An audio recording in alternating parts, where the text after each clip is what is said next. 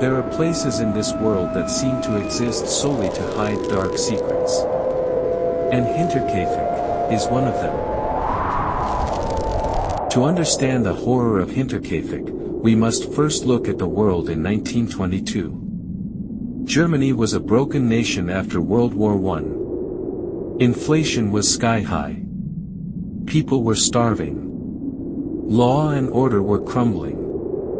In the remote countryside of Bavaria, superstition was still very much alive. The locals didn't just avoid the Gruber family because they were unfriendly. They avoided the farm because of the forest that surrounded it. They called it the witch's wood. They believed that something ancient and evil lived in those trees. Andreas Gruber, the head of the family, was known to be a wealthy man. Rumors said he kept gold hidden under the floorboards. Gold, that would eventually attract a predator. But the killer didn't take the gold. He took their lives. Why? 6 people. An isolated farmstead buried in the middle of a snow-covered field. One stormy night in 1922. And a killer, who seemingly lived within the walls of the house, alongside the dead bodies, for days after the murder. Welcome to the most chilling unsolved mystery in German criminal history. This is the Hinterkaifeck Murders. The farm was known as Hinterkaifeck. It sat about a kilometer away from the nearest village of Kaifeck, hidden behind a thick veil of trees known as the Witch's Wood. In winter, the snowdrifts here could reach 2 meters high, turning the farm into a prison of ice. Living inside this fortress were 5 people. First, the patriarch, Andreas Gruber. 63 years old. He was a powerful man, but widely disliked. Neighbors described him as grumpy, violent, and secretive. There were dark rumors in the village, rumors that he abused his own family, and that he was the father of his own grandson, little Joseph. But no one dared to speak these truths aloud. Then there were the women. His wife, Kazilia, 72 years old, a woman worn down by years of hard labor and silence. And their daughter, Victoria Gabriel, a 35-year-old widow with a beautiful singing voice, but a sad face. And finally, the innocent souls. Little Kazilia, 7 years old, who loved school but was often kept home to work. And baby Joseph, only 2. They had no idea that their grandfather's sins would soon be visited upon them. On that fatal Friday, March 31st, a new face arrived. Maria Baumgartner. The new maid. She was 44 years old.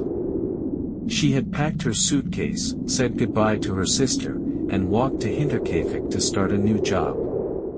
She arrived at the farm just hours before the killer struck. She never even had time to unpack her bags. A few days before the tragedy, Hinterkaifeck began to feel different. The farm, usually just quiet, became menacing. It started with the snow. Andreas Gruber was the first to notice.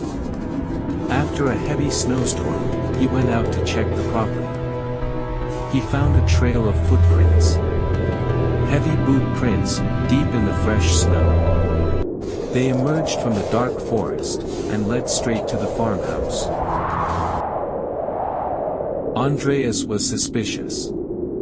He followed the tracks, circling the entire house, looking for where the stranger had left. But there were no return tracks. The footprints led into the house, but they never led out. Whoever it was already inside.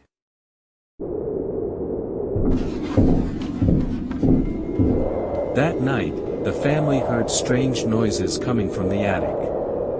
Thumping footsteps above their heads while they tried to sleep. Andreas grabbed his gun and searched the attic, but found nothing. Only dust and silence. Then, small things began to vanish. A set of house keys disappeared from the kitchen table. An apron was found torn. And most disturbing of all, a newspaper from Munich was found in the house. A newspaper that Andreas had never bought. Someone had brought it inside, and had been reading it while the family worked in the barn. The invisible tenant was watching them. Friday, March 31st, 1922. The storm had arrived. Darkness fell early, and the wind howled around the wooden walls of Hinterkaifeck. We do not know exactly how it started. But police reconstruction tells us a chilling story. One by one, the family members were lured out to the barn. Maybe they heard a noise. Or maybe, someone called their names. First, the father, Andreas. He walked through the snow, opened the barn door, and stepped into the darkness. He never came back. Then his wife, Kazilia. She went out to look for him. Silence. Then the daughter, Victoria. And finally, little 7-year-old Kazilia. For generations, wiped out in less than an hour. The weapon was a mattock, a heavy pickaxe used for farming.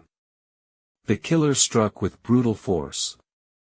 He didn't just kill them. He stacked their bodies. One on top of the other. Like firewood. And then, he covered them with hay.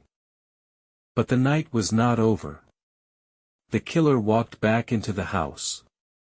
With the bloody mattock still in his hand, he went upstairs. He found baby Joseph sleeping in his crib. And the maid, Maria, in her bedroom. Within minutes, Hinterkaifeck was silent. Only the storm remained. What makes this case a true nightmare is not just the act of murder. It is what happened after. Usually, a killer flees the scene immediately. Panic takes over. But not at Hinterkaifeck. For 3 days following the massacre, the farm seemed alive. Neighbors reported seeing smoke rising from the chimney. Someone was keeping the fire warm. Someone was cooking meals in the kitchen. Even the animals were not neglected. When police eventually arrived, they found the cattle in the barn well fed. The killer had gone out to the barn, stepping over the bodies of the family he had just slaughtered, to feed their cows. He milked them. He cared for them. Inside the house, bread and meat were eaten. The beds had been slept in. The killer lived there. He shared the house with 6 corpses for days. Who possesses such cold-blooded detachment? And on April 4th, just hours before the bodies were discovered, he simply walked away. It wasn't until April 4th, 4 days after the murders. Neighbors became suspicious. Young Kazilia had missed school. The mail was piling up. A group of locals, led by neighbor Lorenz Schlittenbauer, decided to investigate. They broke into the barn. And the sight before them was a scene from hell. 4 bodies. Stacked like dolls. Covered in hay. Inside the house, they found little Joseph and the maid. Dead. Police from Munich arrived swiftly. They brought tracker dogs to find the killer's scent. But something strange happened. When the dogs approached the edge of the forest, they stopped. They whimpered. They refused to go further into the woods. As if the evil itself was still watching from the trees. A year later, in 1923, the locals made a decision. They tore the farm down. They wanted to wipe the cursed place off the face of the earth. Hinterkaifeck was demolished. Today, if you visit the site, there is nothing but a lonely field. And a small memorial shrine. But the mystery remains unsolved. Who was the man who lived with the dead? Where did he go? The snow has melted, but the cold of Hinterkaifeck will never leave.